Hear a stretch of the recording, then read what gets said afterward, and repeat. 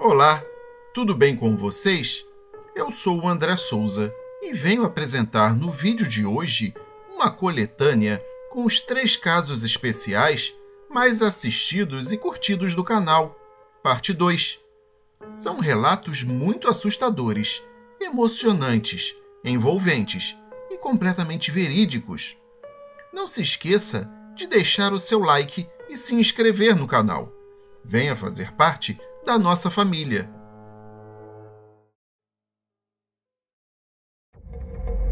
Primeiro caso: a velha da minha infância. O pequeno Antônio odiava ficar na casa de vizinhos quando era mais novo, principalmente na residência de uma senhora muito idosa, que era sua vizinha e tinha diversas manias, muitas das quais eram bem peculiares e estranhas. Vários vizinhos relacionavam esses costumes com bruxaria e feitiçaria, embora nunca tenham visto a velha senhora fazendo nada de mal, ou que pudesse ser considerado como algo demoníaco e macabro. Apesar de tudo, os pais de Antônio muitas vezes não tinham com quem deixá-lo quando os dois precisavam sair juntos para resolver alguma pendência ou assunto nos quais estar com uma criança não seria bem adequado. Seus pais até conheciam a fama da senhora, mas não se deixavam levar pelo boato, não acreditavam nessas bobagens de bruxaria e magia. Confiavam muito nela. Assim, sempre que precisavam, deixavam seu pequeno filho aos seus cuidados. Para o pequeno Antônio, aquele era o mais horrível dos pesadelos. Ele não conseguia dormir nem por 1 minuto enquanto estava na casa da senhora. Até mesmo uma piscadela era consideravelmente difícil devido à série de inexplicáveis ruídos que sempre foram ouvidos na sua pequena moradia. O apartamento de seus pais era exatamente ao lado do apartamento onde a tal idosa morava, e havia uma parede comum às duas residências. Perto dela, Antônio às vezes ouvia uma música cantada pela senhora, que fazia com que ele sentisse arrepios horríveis e ficasse completamente apavorado. A música era mais ou menos assim: 1, 2, 3, você me ouve, não me vês. 4, 5, 6, jamais me encontrareis. 7, 8, 9, estou mais perto do que pensa. E por aí ia. Ela sempre repetia essa música, principalmente quando Antônio estava perto da tal parede que dividia os apartamentos. Parecia que ela sabia que ele estava ali ao lado. O menino, que ainda era bem novo, se sentia perseguido por aquela voz trêmula e rouca que a velha possuía, devido à idade avançada e uma vida inteira de tabagismo. Ele sempre tentava se esconder em algum canto dentro de casa, mas dificilmente conseguia. Ele sabia que os melhores lugares para serem usados como esconderijos eram o guarda-roupas e embaixo da cama, mas em sua cabeça era ali que os monstros também se ocultavam, esperando que algum desavisado aparecesse pelo lugar. Ele só se sentia seguro quando os pais estavam em casa, ao lado dele, ou quando ele estava na casa de outra pessoa, que não fosse, é claro, aquela velha senhora suspeita. Às vezes, ela ficava cantarolando aquela música o dia todo, e isso era uma tortura para aquele pobre menino. Com o passar do tempo, o menino foi crescendo, e o seu medo foi diminuindo. Embora tivesse morado ao lado dela por muitos anos, quase não via mais a tal senhora, e praticamente havia se esquecido dela e dos traumas que ela lhe causou na sua infância. Tornou-se um jovem rapaz, trabalhava bastante e já tinha até a sua própria residência, quando, em uma noite, enquanto caminhava do serviço para casa, um assovio foi ouvido por ele, ecoando em uma rua escura e deserta, já bem tarde da noite. A princípio, parecia ser uma melodia conhecida, mas ele não conseguia distinguir de onde lembrava daquele som, de onde conhecia aquela canção, tão estranha, mas ao mesmo tempo familiar.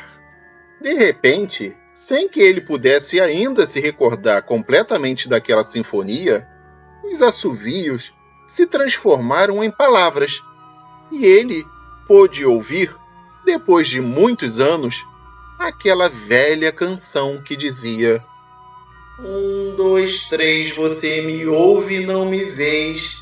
4, 5, 6, jamais me encontrareis. 7, 8, 9, estou mais perto do que pensa. E isso não era o pior de tudo. O problema é que não era só a mesma canção, mas até a voz era igual à da velha. Parecia que seu sangue havia parado de circular e o seu coração tinha pulado fora do corpo. Tamanho foi o seu pavor e assombro. O jovem começou a sentir um enorme peso nas pernas, que quase o impedia de andar e sair correndo dali. O som parecia estar vindo de todos os lugares, às vezes à sua frente, em outros momentos pelos lados, e muitas vezes pelas costas. Subitamente tomou um impulso e disparou daquele lugar, correndo o mais rápido que podia. Correu muito até chegar em sua casa. Entrou depressa e se trancou lá dentro. Logo em seguida, um acesso de riso o acometeu e ele se sentiu um imbecil. Ele agora era um homem, morava sozinho em sua própria moradia e não tinha por que fugir das memórias de sua infância. Provavelmente a canção que ouviu deveria talvez ser parecida com aquela que ele conheceu enquanto criança, e devia estar sendo entoada por algum morador das redondezas. Assim, depois de respirar fundo e se tranquilizar, pensando nas tolices que passaram pela sua cabeça, continuou com aquela sua rotina diária, ouvindo primeiro as mensagens em sua secretária eletrônica. Naquela noite, havia um único recado. Era de sua mãe, pedindo que no dia seguinte ele lhe acompanhasse durante um funeral. Sim, era o funeral daquela senhora, que tinha falecido naquela tarde, em casa, depois de várias semanas bem doente. Sua mãe tinha permanecido ao seu lado durante seus últimos momentos e contou que a senhora tinha revelado, um pouco antes de morrer, que tinha o desejo de ver o seu filho Antônio por uma última vez, enquanto ainda estava viva. Parece que a senhora não conseguiu realizar o seu desejo exatamente da maneira que tinha vontade, mas mesmo assim não deixou de ver o rapaz, que anos atrás era o menininho que ela tanto gostava de tomar conta, enquanto os pais não estavam em casa. Antônio, por sua vez, nem dormiu naquela noite. Sentia calafrios terríveis e ficava com os braços e as pernas tremendo, enquanto lembrava da antiga canção que a velha passava o dia todo cantando. 1, 2, 3, você me ouve e não me vês. 4, 5, 6, jamais me encontrareis. 7, 8, 9, estou mais perto do que pensa.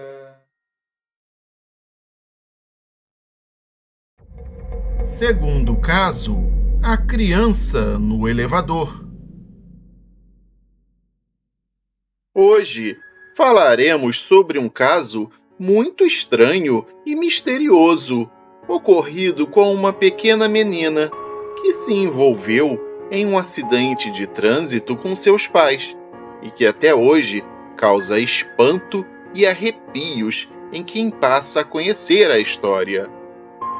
Essa experiência nos foi relatada pela Aline, que nos conta que uma certa vez, há vários anos, houve um acidente automobilístico terrível em uma movimentada e perigosa avenida da cidade. O fatídico evento se deu exatamente em frente ao edifício em que ela morava. 2 carros haviam batido de frente e violentamente. Em um dos carros estava essa garotinha, que morava no mesmo prédio de Aline. Ela conhecia a garota superficialmente, pois apenas a observava passando pelas dependências do imóvel quase que diariamente.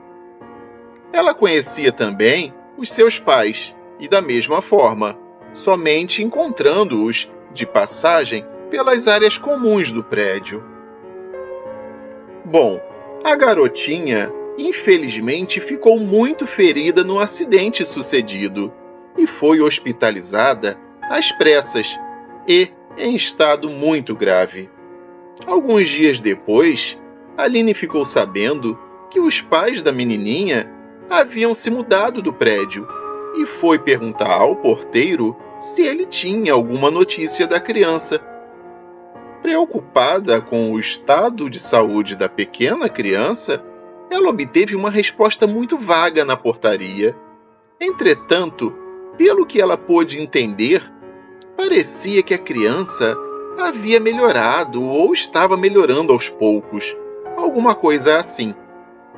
Algumas semanas se passaram e Aline, como não tinha tido mais nenhuma notícia, nem mantivera contato com a família envolvida no acidente, já nem pensava mais nisso.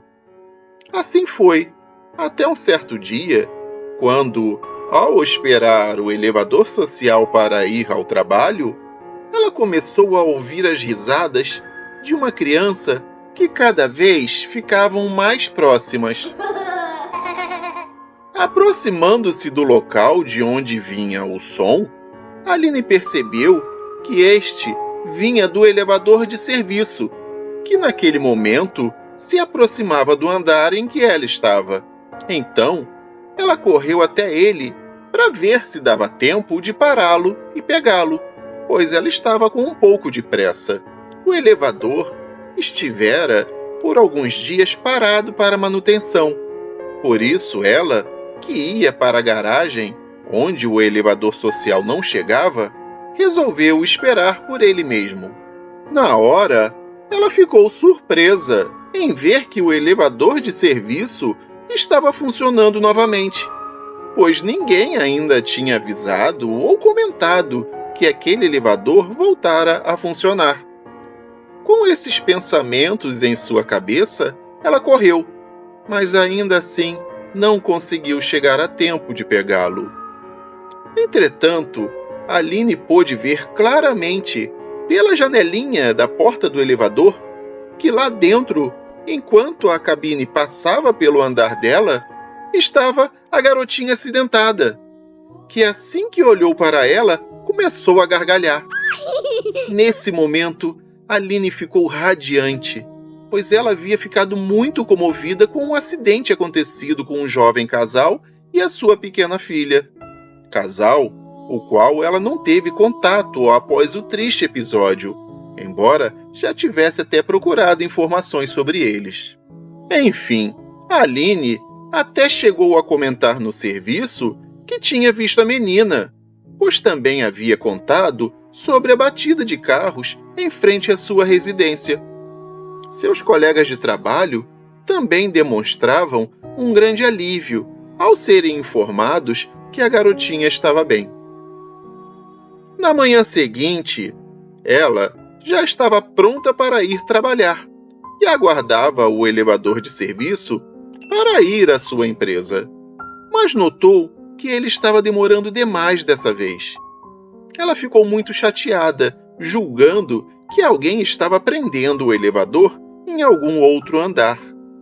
Deu uns tapinhas na porta e chegou até a assoviar dentro do fosso para ver se o provável morador que estava supostamente prendendo o elevador soltava o mesmo para que ela pudesse utilizá-lo. Ela esperou, esperou e acabou desistindo. Assim, foi pelo elevador social mesmo, mas na passagem para a garagem, aproveitou e reclamou com o porteiro para que ele fosse verificar quem estava prendendo o elevador de serviço. Ele ficou confuso e se mostrou surpreso, porém não disse nada. Apenas a levou até o elevador de serviço. E chegando lá, ela, completamente pasma, viu que o elevador estava com a placa de reparo, avisando que estava fora de serviço.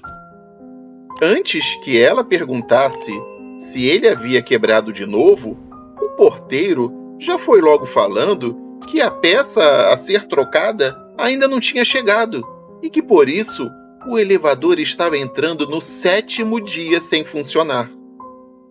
Aline chegou a passar mal e a sua pressão caiu, logo após perceber que o porteiro estava sendo sincero. Ela teve uma pequena vertigem e, não conseguindo falar, somente gaguejava. Teve uma crise de choro instantânea e foi levada pelo porteiro até a recepção do prédio. Lá, ele lhe deu um copo de água com açúcar. Neste momento, ela lembrou que na véspera estacionara o carro perto do acesso ao elevador e chegou a ver a placa que dizia fora de serviço.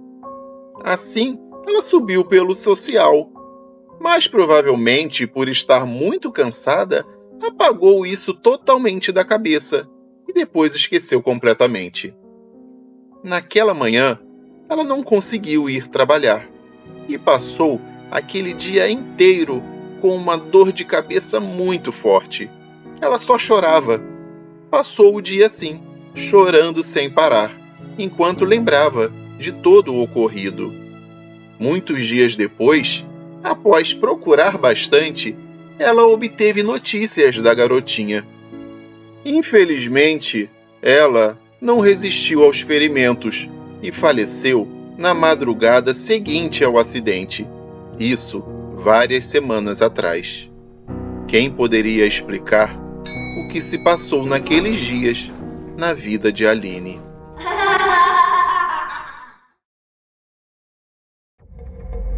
Terceiro caso: o estádio de futebol mal assombrado. Assombrações não são eventos que ocorrem apenas em casas antigas e sinistras com um aspecto macabro e assustador. Também não se limitam a cemitérios ou locais como hospitais abandonados e manicômios em ruínas. Na verdade, podemos encontrar evidências do sobrenatural até mesmo em locais de muito movimento e animação, como são as arenas esportivas e principalmente os estádios de futebol. Desde a sua inauguração em 1930, o estádio Hernando Siles, em La Paz, na Bolívia, convive com relatos de atividades e eventos paranormais. Não são poucos os episódios em que coisas muito estranhas e sem explicação ocorreram por lá. Um dos mais impressionantes nos foi relatado por um dos administradores do local, o agora aposentado Eduardo Rodrigues.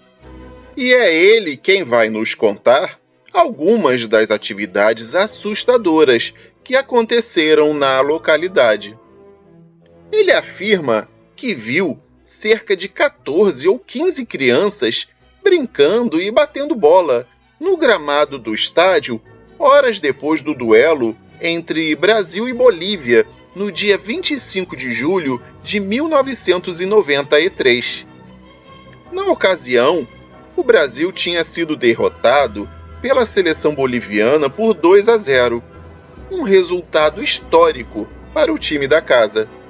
Já era bem tarde e ele era praticamente o último funcionário a permanecer no local. Ele nos relata que naquela noite ouviu risadas e sons de crianças brincando e se divertindo. Preocupado, foi verificar e encontrou as crianças bastante animadas, jogando futebol e fazendo uma grande algazarra. Ainda assim, permitiu que os meninos jogassem por mais 10 minutos e avisou que assim que o tempo acabasse, eles deixassem as dependências do estádio e fossem para as suas casas. Assim, virou as costas e foi para o portão principal do lugar, e ficou esperando na única saída possível. O tempo passou, e como ninguém aparecia, resolveu voltar ao gramado já com um sermão preparado para corrigir a garotada.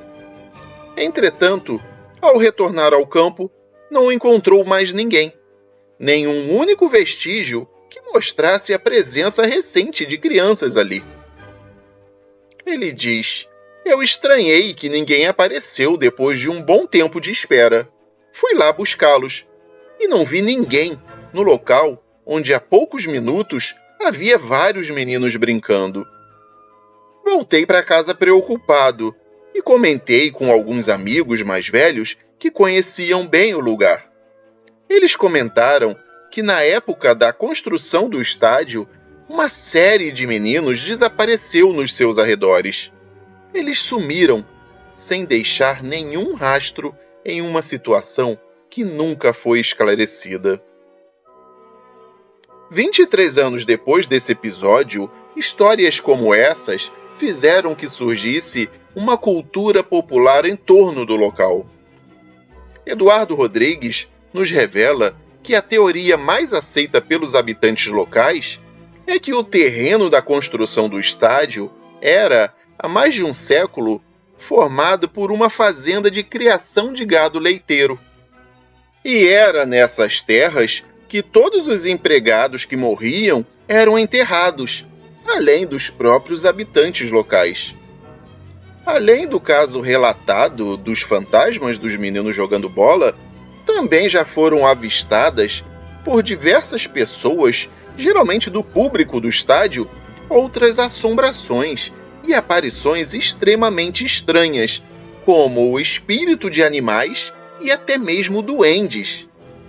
Na história do estádio também consta uma série de acidentes bizarros, como o que aconteceu na década de 60, em que 25 pessoas morreram afogadas no local onde fica atualmente o setor norte do estádio.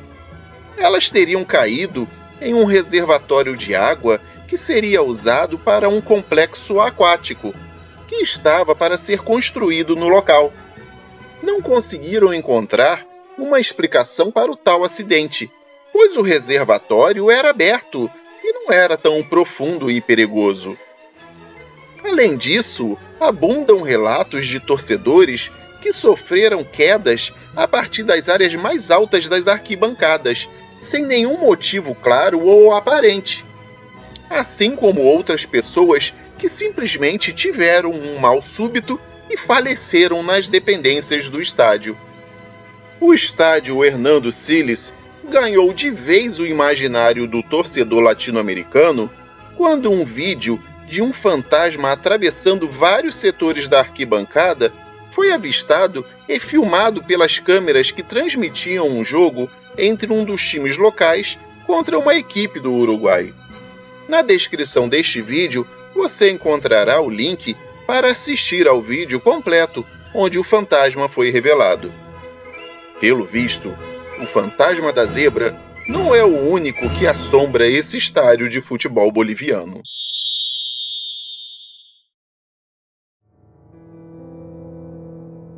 E esse foi o vídeo de hoje, com os 3 casos especiais mais assistidos e curtidos do canal, parte 2. Qual deles é o seu preferido? Deixe a resposta aqui embaixo, assim como suas sugestões, opiniões ou críticas, pois esse canal foi feito para você. Não esqueça de se inscrever e deixar o seu super like no vídeo. Muito obrigado por estar aqui. Eu sou o André Souza e me despeço com um forte abraço. Até o próximo caso para ouvir no escuro.